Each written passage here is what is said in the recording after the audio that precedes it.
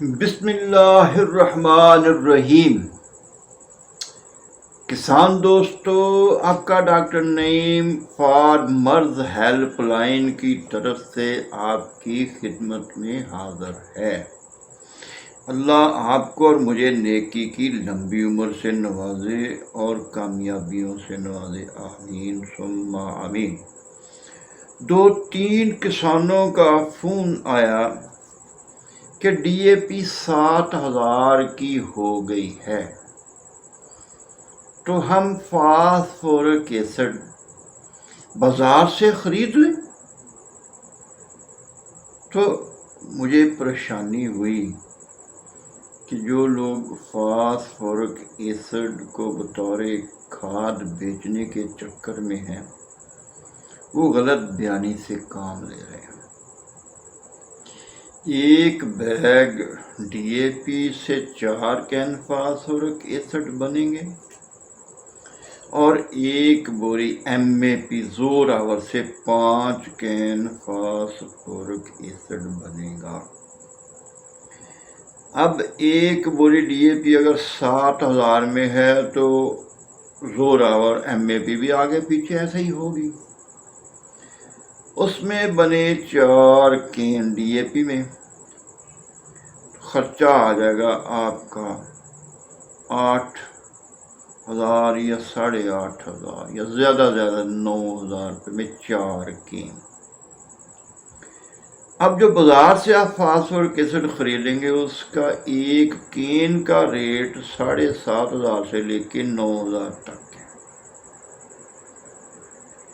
اب یہ 4 کین آپ کے 8,500 بنے، وہ ایک کین 7,500 کا، اور 4 کین اگر فاسفورک ایسڈ کے بازار سے خریدیں گے تو آپ کا 30,000 سے لے کے 40,000 خرچ آنا۔ پہلی بات تو یہ ہے، اور اگر ایم اے پی ڈالیا تو 5 کین آنے، تو 8,000 میں 5 کین بنے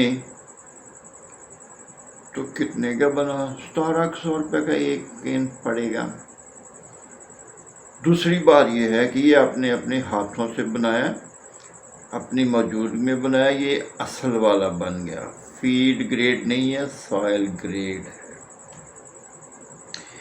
تیسری بات یہ ہے کہ اس کے ساتھ آپ کو ایک بوری امونیم سلفیٹ بھی اضافی بنے گی، وہ بھی آپ کی فصل کو ملے گی۔ جبکہ جو بازار والا آپ نے فاسفورک ایسڈ لینا اس میں امونیم سلفیٹ نہیں ہے۔ جو بازار والا امونیم سلفیٹ آ رہا ہے وہ ہے feed grade, Coca Cola Pepsi Cola میں استعمال ہو رہا ہے، وہ آپ کے سوائل گریڈ کا نہیں ہے۔ اس لیے ابھی آپ ڈی اے پی کے 7,000 کی بوری سے بدکتے ہوئے بازار سے فاسفورک ایسڈ خریدو گے تو لٹ جاؤ گے۔ میری دعا ہے، خواہش ہے کہ آپ لٹنے سے بچ جاؤ۔ اس کے بعد جب آپ نے فاسفورک ایسڈ استعمال کرنا ہے تو اس کی ایفیشنسی کم از کم 100% ہے، جبکہ جس کھاد کے ساتھ بھی فاسفیٹ اینڈ پہ آئے، آخر پہ فاسفیٹ آئے، سنگل سپر فاسفیٹ، ہم سب اس کو بہت اچھی کھاد سمجھتے ہیں، لیکن اس کی ایفیشنسی بھی 10% سے شروع ہوتی ہے۔ اگر ایسیڈک سائل ہے تو وہ 30% ہو جائے گی، 10 سے بڑھ کے ڈیو ٹو ایسیڈیٹی، تذابیت کی وجہ سے 30 ہے، لیکن 70% پھر بھی اس میں نقصان ہے۔ اگر وہ کھاد فاسفیٹ والی ہم اب الکلائن سوائل اساسی زمین میں استعمال کریں گے تو یہاں بھی اس کی ایفیشنسی 10% سے شروع ہوگی، اور ڈیو ٹو الکلینٹی، اساسیت کی وجہ سے وہ ڈاؤن ہوتے ہوتے ہوتے 0 ہو جائے گی۔ منیمم کم از کم 90% آپ کا نقصان ہوگا فاسفیٹ کھادوں میں۔ تو اس لیے آپ نے فاسفیٹ سے بچ جانا ہے، اور فاسفورک کا اصل مرکب جو ہے فاسفورک کھاد کے لیے اساسی زمینوں میں وہ صرف اور صرف فاسفورک ایسڈ ہے، اور وہ خود بنا لیں تو زیادہ بہتر ہے۔ ابھی مجھے लिया से एक फ़ोन आया, वो ज़मींदार के मैंने सिट्रस ऑर्चिड पे ट्रायल किया, माशाल्लाह अच्छा ट्रायल है, बहुत अच्छा ट्रायल है। तो उसको किसी ने उंगली लगाई कि यार यूरिया फास्फेट बना के डालो। तो बुनियादी तौर पे यूरिया और फास्फेट दोनों खादें असासी ज़मीन की खादें नहीं हैं। फास्फेट तो मैं आपको बता रहा हूँ, तो आप फास्फेट बना के यूरिया फास्फेट का नाम लेके अपने आप को बेवकूफ़ों की सिफ में शामिल न करें। बेहतर होगा, बहुत बेहतर होगा कि जब भी आपने यूरिया इस्तेमाल करनी है उसके साथ जिंक लाजमी है। अगर जिंक सल्फेट यूरिया के साथ इस्तेमाल नहीं करेंगे, अमोनियम नाइट्रेट के साथ नहीं करेंगे, अमोनियम सल्फेट के साथ नहीं करेंगे, तो आपकी बहुत सारी नाइट्रोजन ज़ाय होने का खदशा है। और ख़ासकर यूरिया में सबसे ज़्यादा नाइट्रोजन ज़ाय होने का खदशा है। इसलिए जब भी आपने यूरिया डालनी है उसके साथ कम अज कम 5 किलोग्राम जिंक सल्फेट फी बोर यूरिया के साथ मिलानी है।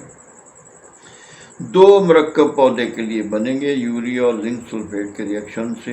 एक बनेगा अमाइनो एसिड, उसका यूनिट है अमाइड, अमाइड से बनता है अमाइनो एसिड, अमाइनो एसिड से बनती है प्रोटीन।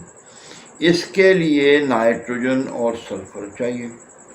जिंक सल्फेट की जो सल्फेट है, असल सल्फर वो है जो सल्फर आपको एलिमेंटल सल्फर कंपनियों की तरफ दी जा रही है, वो injurious to the plant, injurious to the microbe, और कोई एनिमल, कोई पौधा, कोई इंसान किसी भी अंसर या एलिमेंट को इस्तेमाल नहीं कर सकता। उसका कोई ना कोई मुनासिब तरीन मरकब होगा तो आप इस्तेमाल करेंगे। अगर एलिमेंटल हुआ तो वो डेंजरस तो है, फ़ायदा कोई नहीं देगा। जैसे लोहा भी पौधे की ग़िज़ा है मिसाल के तौर पे, तो क्या मैं आपको, हमारा जान को पौधा लोहे को चक मार सकते हैं? उसका मुनासिब तरीन मरकब है फेरस सल्फेट। फेरस सल्फेट होगा तो इंसान भी उसको इस्तेमाल कर सकते हैं, पौधे भी और जानवर भी इस्तेमाल कर सकते हैं, लेकिन एलिमेंटल फॉर्म में लोहे की शक्ल में हम इस्तेमाल नहीं कर सकते। इसी तरह गंधक या सल्फर का जो सबसे छोटा मरकब है उसको हम सल्फेट कहते हैं। जिन लोगों ने केमिस्ट्री पढ़ी है वो समझते हैं, एक एटम सल्फर का और 4 एटम उसके साथ ऑक्सीजन होगी, उनका मरकब बनेगा, उसको SO4 हम कहते हैं, वो सल्फेट है। अगर सल्फर सल्फेट की शक्ल में है तो यकीनन आपके पौधे को फ़ायदा होगा, भरपूर फ़ायदा होगा। आपकी यूरिया ज़मीन में जब डालोगे उसको ज़ाय होने से बचा लेगा।